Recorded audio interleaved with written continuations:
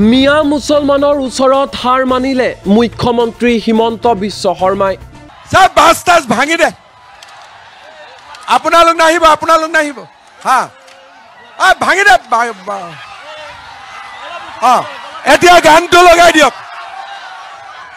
মুখ্যমন্ত্ৰী হিমন্ত বিশ্ব শৰ্মাৰ নিৰ্দেশত মুছলমানৰ ভোট বিচাৰি নগাঁৱত দৌৰি ফুৰিছে মন্ত্ৰী পীযুষ হাজৰিকাই।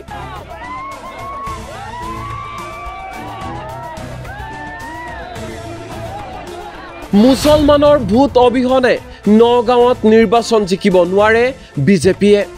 নিৰ্বাচনৰ প্ৰাক মুহূৰ্তত মুছলমান লোকৰ শৰণাপন্ন হ'ল মন্ত্ৰী পীযুষ হাজৰিকা।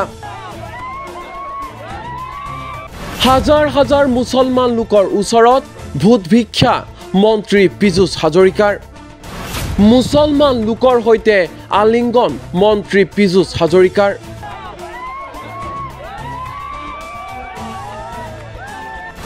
নগাঁৱত বিজেপি প্ৰাৰ্থী সুৰেশ বৰাৰ হৈ ভোট বিচাৰিলে মুছলমান ৰাইজক। কেতিয়াও নেদেখা ৰূপত মন্ত্ৰী পীযুষ হাজৰিকা।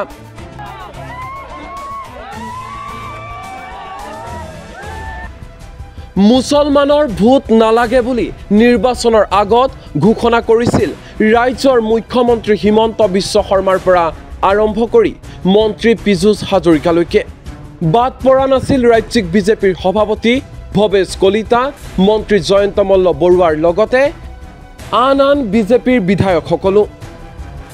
আনহে নালাগে দুখোজ আগুৱাই গৈ মুছলমানক লৈ কেতবোৰ আপত্তিজনক তথা বিতৰ্কিত মন্তব্য কৰিছিল মন্ত্ৰী পীযুষ হাজৰিকাই।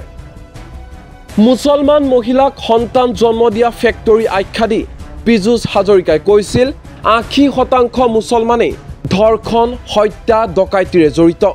আৰু ইয়াৰ পিছতে আনকি মন্ত্ৰী পীযুষ হাজৰিকাৰ পুত্তলিকা পৰ্যন্ত দাহ কৰিছিল মুছলমান ৰাইজে।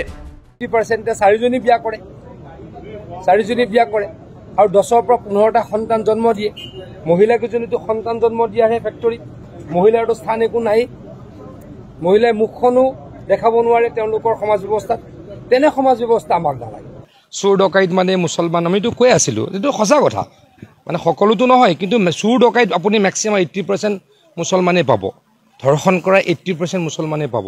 এইবিলাক কথা আগতে কৈ আছিলোঁ। তেতিয়া তেওঁলোকে পলিটিকেল মিছপিচ দিওঁ বুলি কয়, পলিটিকেলি কওঁ বুলি কয়, তেওঁলোকক আমি অসন্মান কৰা বুলি কয়।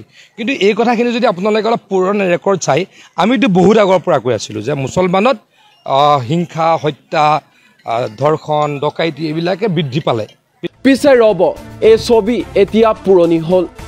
এতিয়া মুছলমান লোকসকল এনেকুৱা নহয় বিজেপি চৰকাৰৰ বাবে। এতিয়া মুছলমান লোকসকল বুকুৰ আপোন। সন্মুখত নিৰ্বাচন, সমষ্টি জিকিব লাগে, মুছলমানৰ ভোট লাগে, অন্যথা পৰাজয়ৰ ভয়। সেইবাবে এতিয়া নিৰ্বাচনৰ বতৰত হিমন্ত চৰকাৰৰ মিছন মুছলমান। বিশেষকৈ নগাঁও লোকসভা সমষ্টিত জয়ী হোৱাৰ লক্ষ্যৰে মুছলমান ৰাইজৰ পৰা ভোট ভিক্ষা কৰি তৎ পোৱা নাই মুখ্যমন্ত্ৰী হিমন্ত বিশ্ব শৰ্মাৰ পৰা আৰম্ভ কৰি মন্ত্ৰী পীযুষ হাজৰিকা আৰু বিজেপি দলে। সমষ্টি পুনৰ নিৰ্ধাৰণ হোৱাৰ পিছত সংখ্যালঘু অধ্যুষিত সমষ্টিত পৰিণত হ'ল নগাঁও লোকসভা সমষ্টি। প্ৰাৰ্থীৰ জয় পৰাজয় সম্পূৰ্ণৰূপে নিৰ্ভৰ কৰিব মুছলমান ৰাইজৰ ভোটৰ ওপৰত, যাৰ বাবে এনেধৰণে বিজেপিয়ে আৰম্ভ কৰিছে নগাঁৱত মিছন মুছলমান। যিমান পাৰি সিমান মুছলমান ৰাইজৰ বুকুৰ কুটুম হোৱাৰ চেষ্টা বিজেপিৰ। এই উদ্দেশ্য আগত ৰাখিয়ে মুখ্যমন্ত্ৰী হিমন্ত বিশ্ব শৰ্মাৰ পৰা মন্ত্ৰী পীযুষ হাজৰিকালৈকে সকলো এনেকৈ নামি পৰিছে নগাঁৱৰ নিৰ্বাচনী ৰণত। মুখ্যমন্ত্ৰী হিমন্ত বিশ্ব শৰ্মাৰ নিৰ্দেশত যোৰহাটৰ মিছন গৌৰৱ সামৰি এইবাৰ মুছলমানৰ ভোট বিচাৰি নগাঁৱত দৌৰি ফুৰিছে মন্ত্ৰী পীযুষ হাজৰিকাই আৰু আৰম্ভ কৰি দিছে মিছন মুছলমান। শুকুৰবাৰে বৰথল দলৈগাঁও হাইস্কুল খেলপথাৰত নিৰ্বাচনী প্ৰচাৰ চলাই এনেধৰণে মুছলমান ৰাইজৰ ওচৰত ভোট ভিক্ষা কৰি থকা দেখা পোৱা গ'ল মন্ত্ৰী পীযুষ হাজৰিকাক। কংগ্ৰেছক ভোট দি ভোটটো নষ্ট নকৰিব, আপোনালোকে বিজেপিক ভোট দিয়ক, কামত আহিব। মুছলমান ৰাইজৰ দাবী পূৰণৰ প্ৰতিশ্ৰুতি মন্ত্ৰী পীযুষ হাজৰিকাৰ।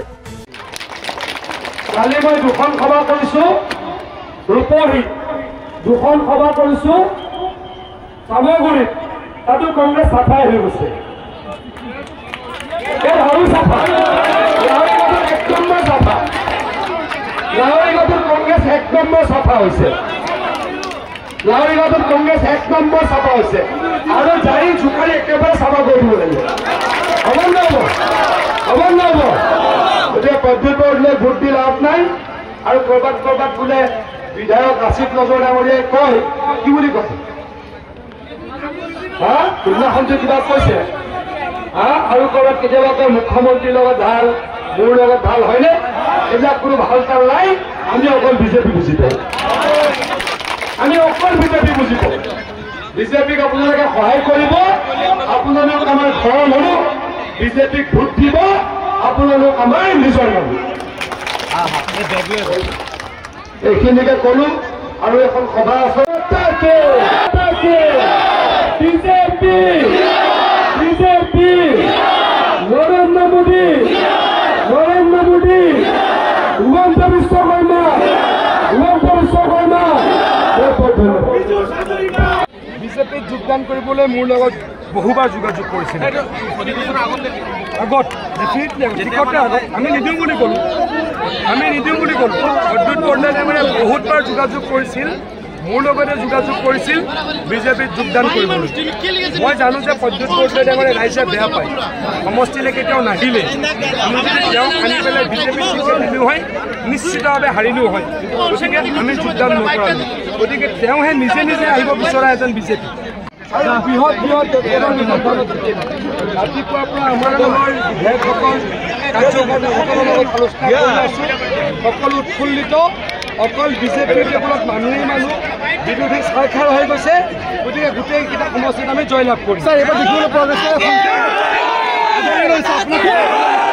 যে আমাক অত্যন্ত মৰম দিছে অত্যন্ত সহায় দিছে আমি কামো কৰিছোঁ ৰাইজৰ কাৰণে লাহৰীঘাটৰ বছৰৰ পাছত বছৰৰ যি সমস্যা গৰাখহনীয়া তাৰ সমাধান কৰিছোঁ বানপানীৰ সমস্যা সমাধান কৰিছোঁ 150 কিলোমিটাৰ এই অঞ্চলৰ মথাউৰি পকীকৰণ কৰিছোঁ আৰু কোনো এটা কামত সংখ্যালঘু ৰাইজক আমি অন্যায় কৰা নাই বিৰোধত যি পাইছে লাহৰীঘাটতো সকলোৱে এইখিনি পাইছে গতিকে সকলোৱে উপলব্ধি কৰিছে যে আমি এবাৰ বিজেপিক ভোট দিব লাগে সেইকাৰণে দলে বলে ওলাই আহিছে আৰু আমাৰ প্ৰাৰ্থী সুৰেশ বৰা ডাঙৰীয়া নিঘাত জিকিব